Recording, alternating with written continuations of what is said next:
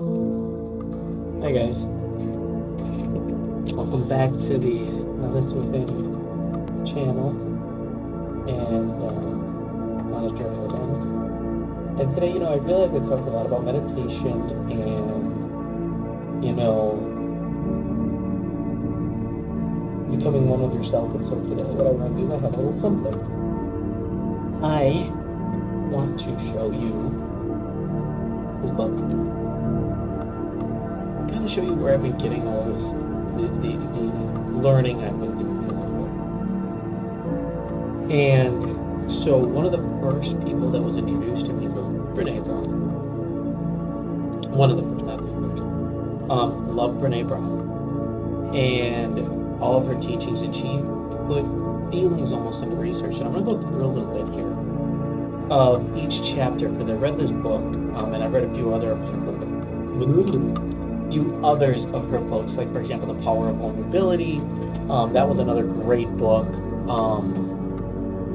and it really does help with that understanding from someone who's a PhD.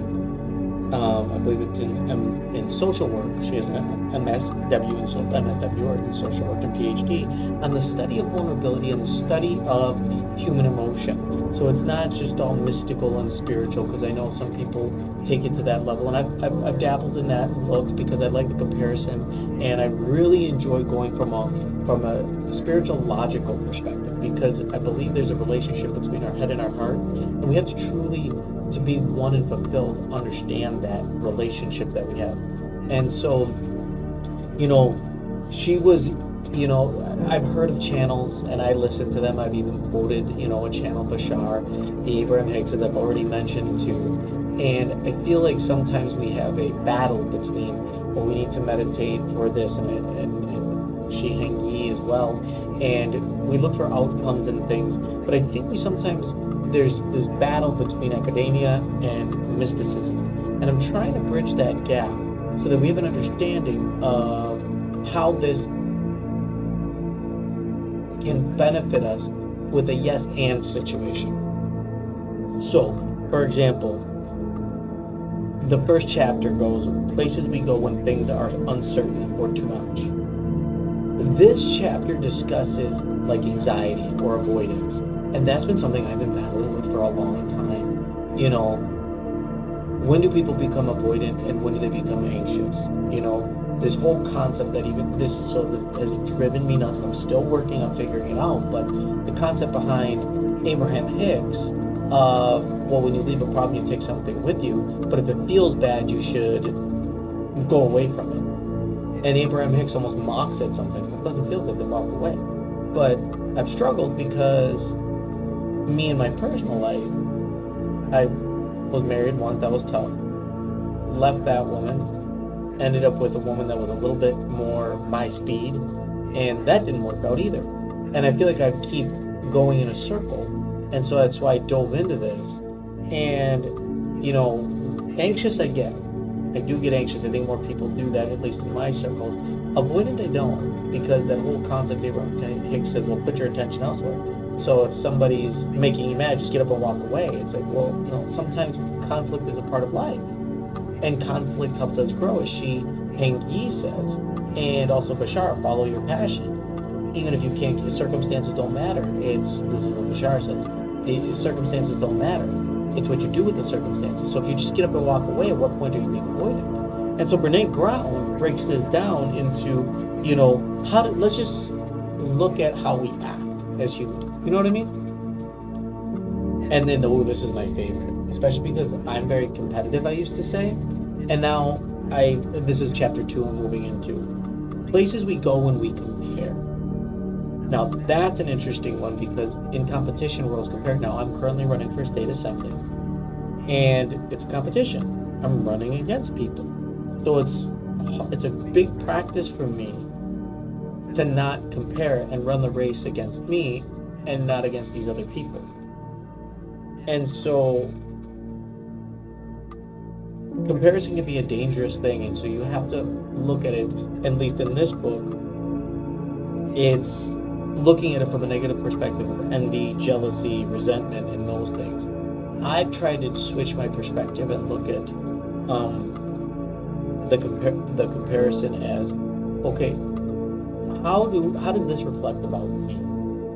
Okay, my competitor, the person I'm running against, whoever it may be, is like this. How can I look at this from different angles to follow my passion? And that's where I bring in the shower. What does it look like? And so bridging this gap, like I said, is very, very important, I think. And my favorite. Places we go when things don't go as planned. Yeah, again, that's the Bashar. Circumstances don't matter. It's what you do with your circumstances. But we sometimes get bored. The big one I get is disappointment. And I think that from a law of attraction, when you study that, and karma, as it were, or what you get out of the world is what you get back type mentality, we have these expectations and desired outcomes, which is a little different than expectations, but then we get disappointed when they don't occur. The $1 million, the significant other, whatever it may be, And so how do we still feel fulfilled with or without it? You know what I'm saying? And so I love how Brené Brown breaks down from a neurological perspective and psychological perspective of how our emotions, because we all know that the neurons in our brain, trigger certain emotions. We have the hypothalamus, the safety and security, the pineal gland, as they say, is the gateway to the mysticism of our spirit, but it does have a logical, cerebral connection, our emotions and that mysticism, as it were. And Brené Brown breaks it down, even something as simple. I love how simple she breaks it down. And I do feel this is a little redundant, but it's very helpful. So chapter 3 was places we go when things don't go as planned. Chapter 2 is places we go when we compare. Now chapter 3 and chapter 4 are the ones that are similar. Places we go when it's beyond us. I wanted to play in the NBA. I am not joking at all. I am 5 feet 5 inches. I wasn't bad. I was pretty good, and I played at some pretty high levels, but, AAU. But at the end of the day, I'm 5'5". There's only been a handful of players at my height to play at that level, at a high level. And, I can't control that. But I've been coaching and still stayed around the sports. There's different things that you can do, but I love how she breaks down, the difference between awe and wonder and then confusion and curiosity. So you have a choice. This goes back to how you get to choose how you feel. This is the positive thing about Abraham Hicks. You always do get to choose how you feel, no matter what the situation is. So if something is beyond you, I get to choose how I feel about my height. What does that mean for me? And I feel like that's been a great life lesson as to showing my own self-worth. And I love that about my height and understanding that was an insecurity for a long time, but now it just is a part of me. It's not bad, it's not good, it just is. And I think chapter 4 really helps bring that out, to go from a place of confusion or frustration to awe and wonder about it. Moving on to chapter 5, places we go when things aren't what they seem. This is also something I've been struggling with. The sky is blue. Somebody else comes in and says it's green, right? How do I know I'm not wrong? How do I know that the blue sky is actually a green sky? And this goes into, and this is where this may be very controversial, but I don't believe in gaslighting. I gaslight myself. If somebody comes in, the sky is blue, and someone comes in and says it's green, but then I believe them. Well, I just gaslighted myself in theory. You have to agree with the person gaslighting. That's the issue I have with gaslighting and that whole pop culture mentality. And I think that number 5 really, or chapter 5, excuse me, number 5. There's 13 chapters. Chapter 5 really brings in that cognitive dissonance, as it's written here, or that paradox, because what our brain understands to be like, in front of me there's a camera. I'm talking to a camera. However, people could argue I'm talking to people, whoever decides to watch this. And so, I just feel like, the Matrix, nothing is what it seems until you make it what it seems. And that's where I'm trying to struggle, because the sky is blue because we have a collective agreement, and this is where I'm going to bring up Bashar again. He says, imagine you're playing chess. There's rules to the game of chess. You decided to play chess, and that goes into you decided to come to this planet as you are and stuff like that. And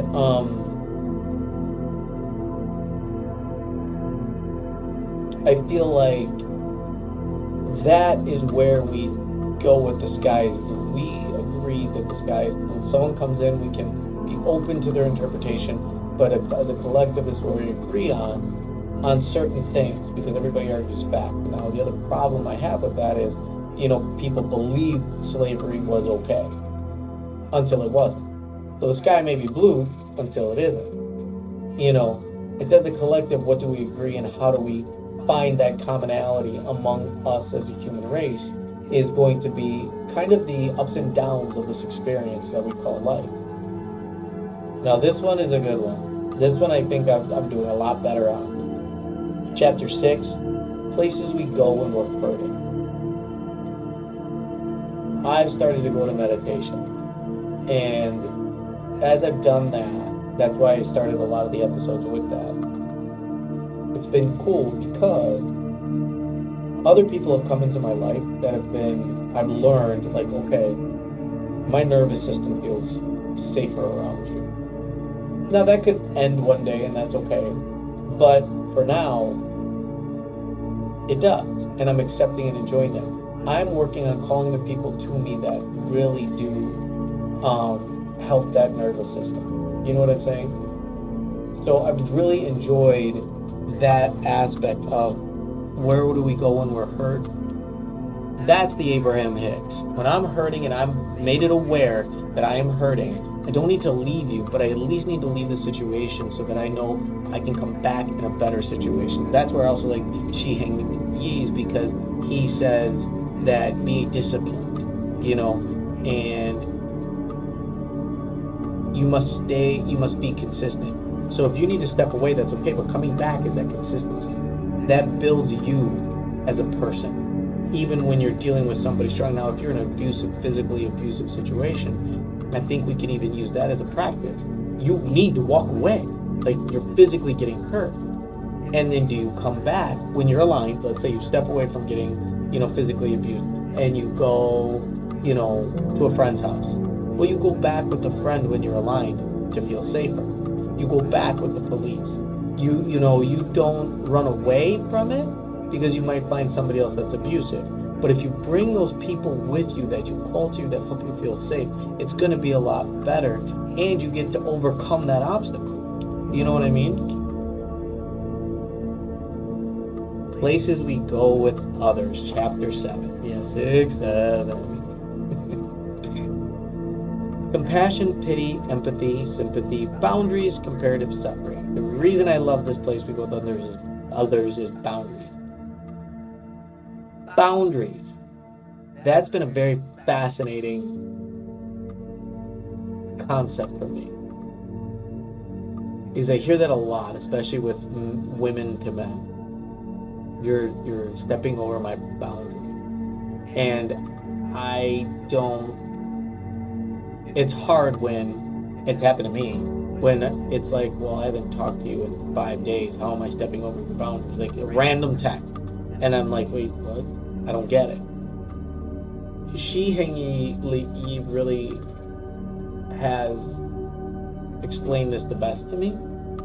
And what that is he says boundaries aren't what you stop someone else from doing, it's what you allow someone else to do. And changing that is, okay, this is what I'm going to allow, this is what I won't allow. That's okay. It's not stopping and pushing away, it's okay. We are going to engage in this interaction, this is what I want to allow. And then, if you choose to step away, you choose to step away. And then, but when you step away, make sure you're ready to step away. Because if you don't, the problem goes with you. That's the Abraham Hicks. So it's this balance of understanding yourself. And that I find it extremely interesting. And it's a practice. There is no black and white. It's a practice, and it's different for all of us. And that's something I've really come to grips with these last couple of months, going back to the competition and everything like that. So with others, look at them as a reflection of you. What am I allowing? What am I not allowing? Why am I doing it? What am I going to do? You really search within yourself. What does this mean for you? And that's where relationships are beautiful, and they allow for faster, further, and more beautiful growth. You know, the pop culture manifestation and sitting on a meditating, it's a good tool. That's not all you need to do for growth. I mean, quite literally, we need each other to reproduce. There are literally bodily functions within the human body on both genders that we need to maintain the species. You know? So at some point we have to interact. Oh, this is fun. Places we go when we fall short. Now, one of the first things, the short videos on YouTube, and I do encourage you to watch some of Brene Brown's videos. She did a TEDx and stuff like that, is humiliation and shame. She does believe that women feel a lot of shame, and that could be what I also think men do too. I think that I want to step away from the gender, especially with today's society, with the differences in genders and everything.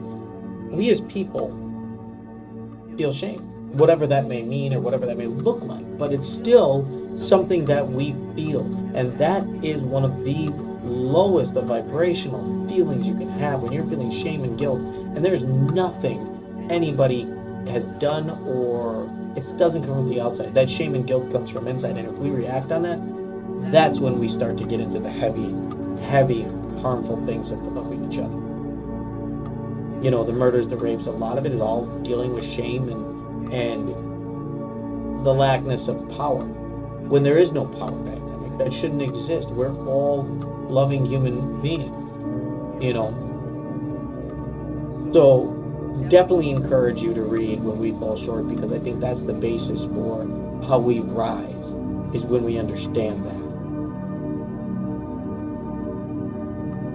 Places we go when we search for connection, and this goes back to what I feel, and I've run into a lot, is the pop culture mentality of, I'm just not going to be with anybody. From a romantic date, I'm not going to be with anybody. I just need to be alone. Dating, you know, I hear that a lot.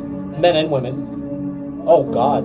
Also, like, I have family members and friends that are, you know, part of the LGBTQ community, and they're very much anti-relationship.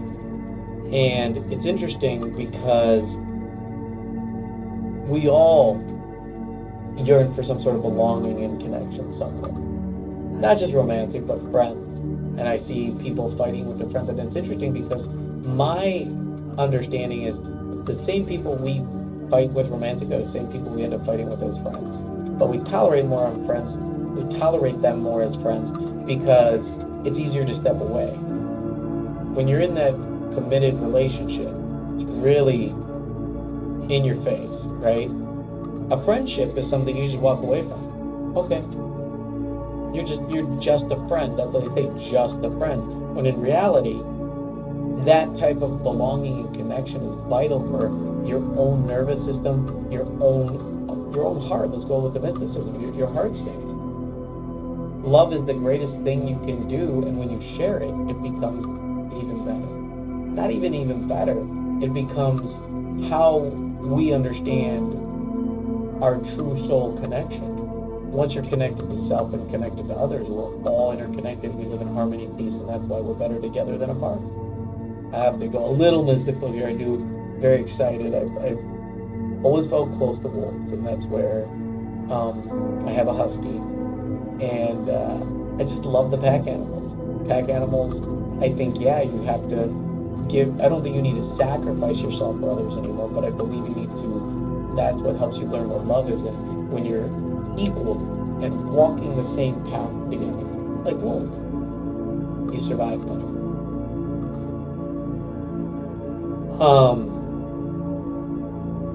All right, now we're getting to the fun stuff. Places we go when the heart is open. Love, heartbreak, trust, self-trust. And again, it starts to get a little redundant in this chapter, but between connection and places we go when the heart is open, the heart is open, we go to a place of understand. It's easier to forgive when your heart is open, I've learned. And I think that understanding that love is the central focus of us as humanity, and that's what we all aspire to and achieve to. And pushing people away, being mean, ghosting people. Ooh, that's a famous one nowadays. All of that is not something you do when your heart is open. I think we're struggling with that as a human race. Again, just the opinions of me, Enrico Camacho. 3 more chapters here. Places we go when life is good. That's the fun thing. I tend to sit, again, going back to my wolf spirit animal, as it were.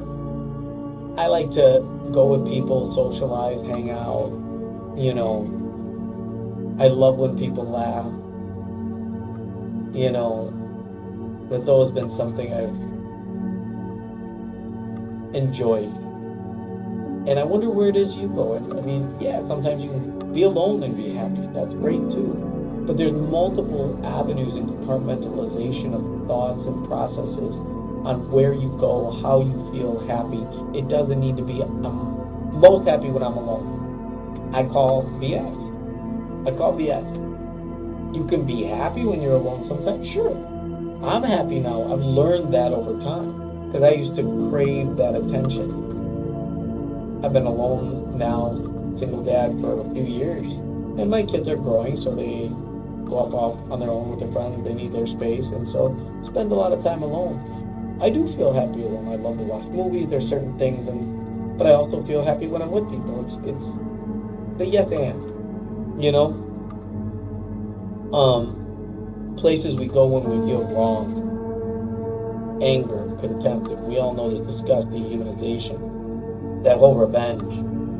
But in today's political climate, I think we're seeing that magnified times 100, right? And that's sad. Look where anger and shame and guilt get us as a society.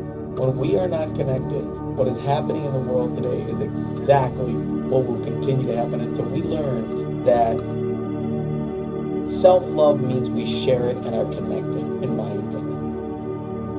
Self-love doesn't mean that I need to be alone or push people away. And I think we push too many people away, which is why we're in the position we are in today. And I firmly believe that. And we can change that. Just look in the mirror. What I've been doing, and I will continue to do that as I continue my route of being an agent of change. Being an agent of, I don't even want to say change, because change is inevitable. Evolution. Being an agent of evolution, because we're going to evolve, we're going to grow either way. I choose to be a part of it, that of what I'm sharing with you. Connection with self and others for a positive gain, that we're all eating, we're all smiling, we're all laughing, we're all engaging with each other, intimacy, love, all of it. We're not afraid of physical touch anymore. I think people are more afraid of it than ever. And finally, places we go to self-assess. Humility, pride, hubris. We go to these places of pride, not arrogance. There's a difference. Pride is self-love. Pride is, yeah, we did this, I did this. But not in a boastful way where you need people to see it. Just in a way that you feel content, fulfilled. So,